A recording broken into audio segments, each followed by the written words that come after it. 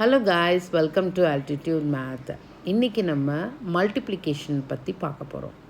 மல்டிப்ளிகேஷனில் நிறைய பேர் என்ன பண்ணுறீங்கன்னா, டினாமினேட்டருக்கு எல்சிஎம் எடுத்துடுறீங்க. பட் அப்படி எல்சிஎம் எடுக்கக்கூடாது. மல்டிப்ளிகேஷன்னால் நம்ம கேன்சலேஷன் மட்டும்தான் பண்ணணும். இதுக்கு இந்த சம்மை நம்ம எடுத்துக்கலாம். x³ divided by 9y² into 27y by x⁴.